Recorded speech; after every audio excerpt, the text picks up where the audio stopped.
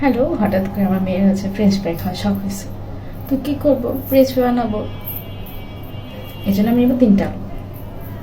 ওকে, 1 2 3, 3টা আলু একদম ফ্রেঞ্চ ফ্রাই বানাবো। কি আর মানে দেখেন আমার সাথে। ওকে, ভালো কথা, বানাবো সেটা কথা ছিলতে হবে অবশ্যই, মেন শিল্প পিলার দিয়ে। ঠিক আছে, যদি ছিঁড়ে ফেলি, আপনি দেখেন আমি কীভাবে ছিলতেছি। দেখেন, এই যে এটা নিয়ে টান দিয়ে ছেড়ে ফেলবো, টান দিয়ে ছেড়ে ফেলবো।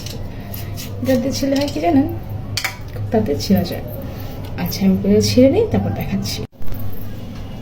আমি এগুলো চিকন চিকন করে কেটেছি, পানির মধ্যে দিয়েছি। এখন এটা করবো কি, পানির মধ্যে দিয়ে ধুয়ে দেন ম্যারিনেট করবো। পানিটা যত দিয়েছি, পানিটা ঝরলে দেন মশলা মাখাবো। কি মাখাচ্ছি দেখা যাবে। ওকে, এখানে 1 চামচ হলুদের গুঁড়া দিব,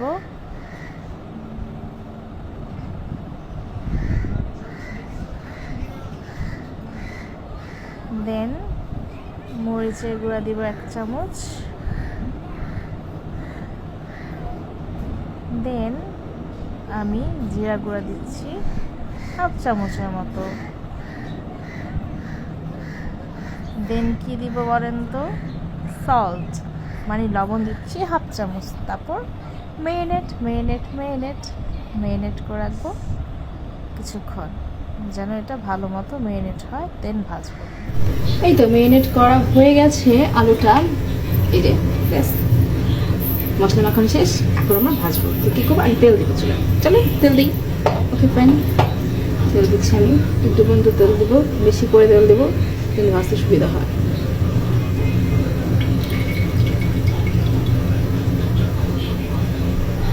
বাই দ্য ওয়ে, আপনাদের যদি মনে হয় যে ভাজা পড়ার পর তেলটা ময়লা হয়ে গেছে, তাহলে এক কাজ করতে পারেন, আপনি ছাঁকনি ইউজ করতে পারেন। ছাঁকনিতে করে এটা পিওর তেলের মতো, এই যে এখানে ছাঁকতে তেলটা পরিষ্কার হয়ে যাবে আর পিওর তেল বের হয়ে যাবে। ওকে, তাহলে রিফাইনমেন্ট সেকেন্ডবার ইউজ করা যাবে তেলটা। এটা টিপস, ভাজা পড়ার পর তেলটা আবার রিইউজ করা যাবে।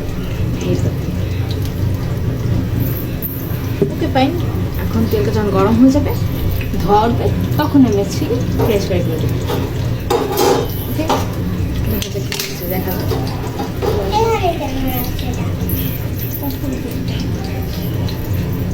এই যে আমি এটার মধ্যে কিছু দিয়ে দিচ্ছি, দিয়ে ভাজবো। যখন লাল লাল হয়ে যাবে তখন আমি লাল লাল পাঠাবো। তারপরে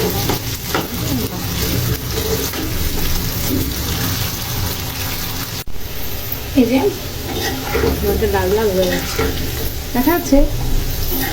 এই যখন লাল লাল হবে তখন আমি এটার মধ্যে বাড়বো।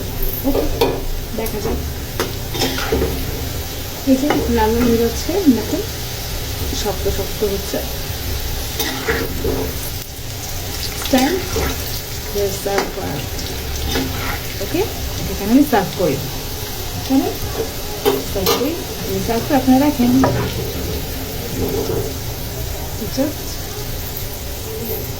এটার মধ্যে ছিটকে পাচ্ছি।